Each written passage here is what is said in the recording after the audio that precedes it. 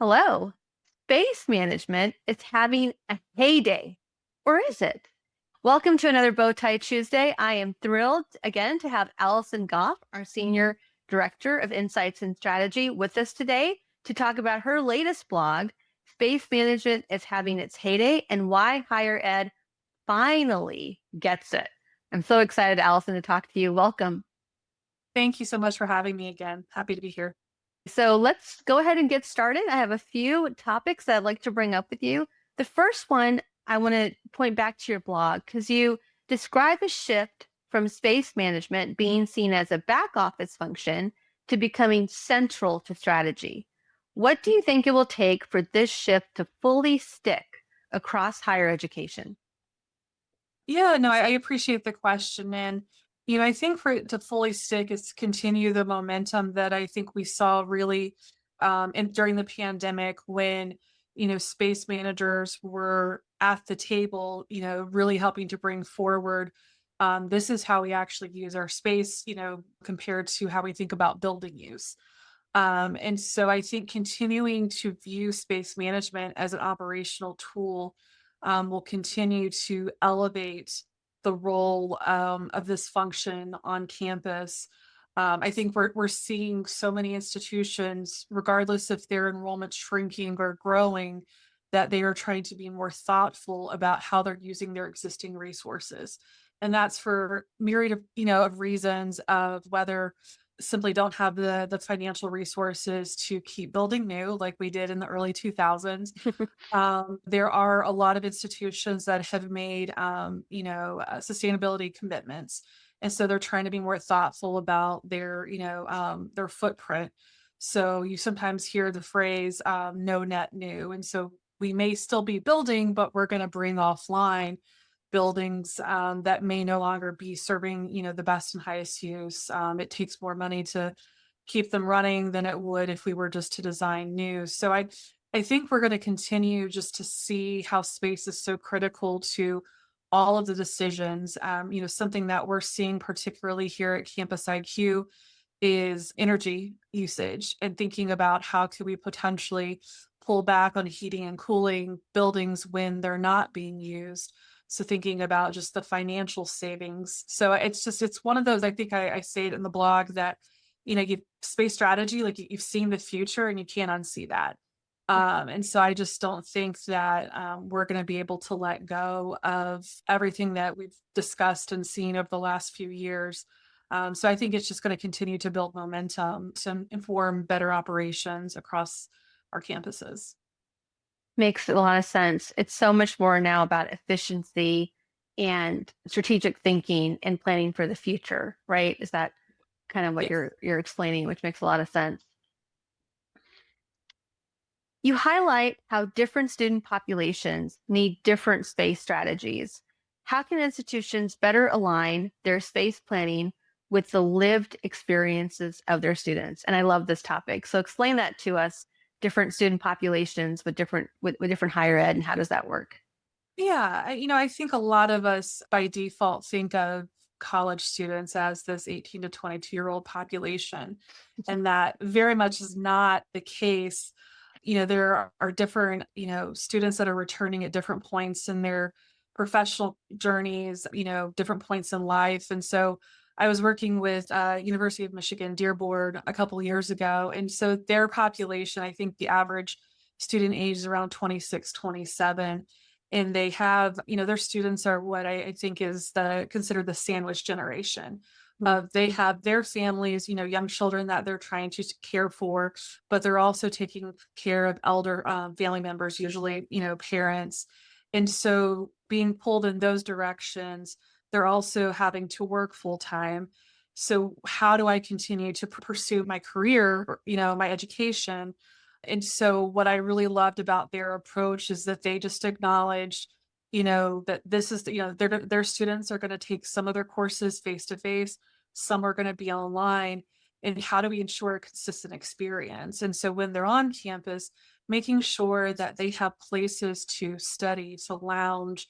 I think we really saw the value of third places, over the last few years of, having just that space to just be.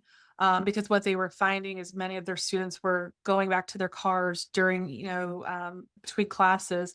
And that is, nobody wants to create that environment because that becomes a very transactional experience. So it was really like, I love to just, it was the awareness of who, if you want to translate this to business terms, who's my customer and what do they need to be successful? So then, you look at NC State, so a more traditional large undergraduate population. And one of the things that I think they did so well was when they redesigned the Talley Student Union. I think I probably said on Bowtie Tuesday before or in a blog about how we're studying where we used to eat and we're eating where we used to study. And this building is a fantastic example of that, you walk through this building, I think it's 34 stories, but it's open in the center and you just see this, it's like this buzz of activity. And students can go there to, yes, they're going to grab something to eat, but then they're going to go find a little nook in the corner and they're going to study. They're going to maybe meet up with, some friends from a class, but there's still this vibrancy in this space. And that really is a reflection, again, of understanding what their students need, how they're using the space. And I think, we really have to be open to students are going to tell us how they're going to use the space. We can have the best intent from a planning design perspective, but we have to ultimately follow their lead and let them guide us. And I know that can be challenging because we're building buildings that are going to outlive their tenure on campus, but it's again, listening, understanding your customer. And bringing it back to Campus IQ and the seat that you have, being our head of insights and strategy and advising so much in higher ed, what I think you bring up, and please explain, is when you're making these decisions across campus, understanding current utilization or current occupancy rates, it is those data sets that maybe weren't there a Mhm. while ago that are now being informed in terms of how this is working. Kind of talk a little bit about how the current data sets that you bring in to higher ed is helping them make these better decisions. Yeah, no, that's spot on. I mean, this is, to oversimplify what we do here at Campus IQ, I think of it as occupancy analytics.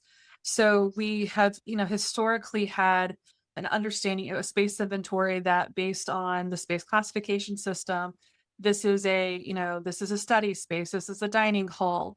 What the occupancy, data lets us have insight into is really, understanding when people are there, how long they're there, what time of day, and so where can we see trends? So it really is this quantitative validation or validation that yes, my gut instinct is correct, or what I'm seeing when I walk around at Friday at 3 p.m.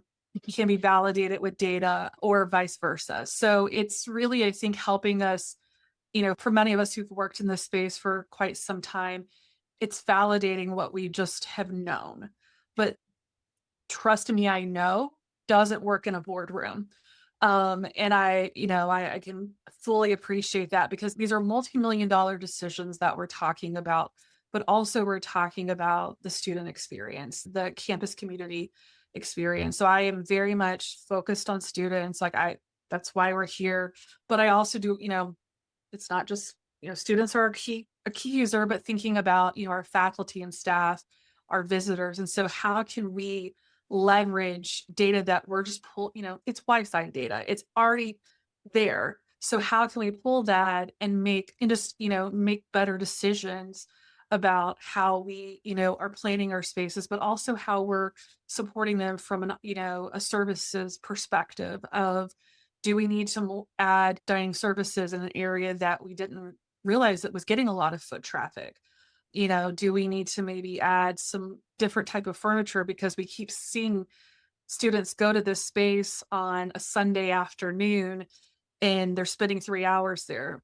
Could we create a better experience for them? So it's just to say the sky's the limit seems a little silly, I think, but it really, I people ask me, they're like, "How do you use this data?" I'm like, "How do you not use the data?" Like, there's Right. just so many different ways that you can slice and dice it and use it to inform decision making. Yes. And as you said earlier, once you've seen this, you can't go back. Like once you've seen how this data works, you can't go back. Yeah, Very well, good. our customers are 100% proofs of that. I mean, not to pull out that talking point, but we have 100% renewal, over the last 4 years, and I think that very much is a reflection of they're seeing how this data can help them and their day-to-day work. And it's like, okay, we got to keep doing this, because how do you walk away from that level of insights into how your space is being used? Excellent. Okay, this is such a good topic. We may have to have a part two Bowtie Tuesday to continue our discussion on how space management is having its heyday. What do you think? Sounds good. Sounds great. Thank you. Bye.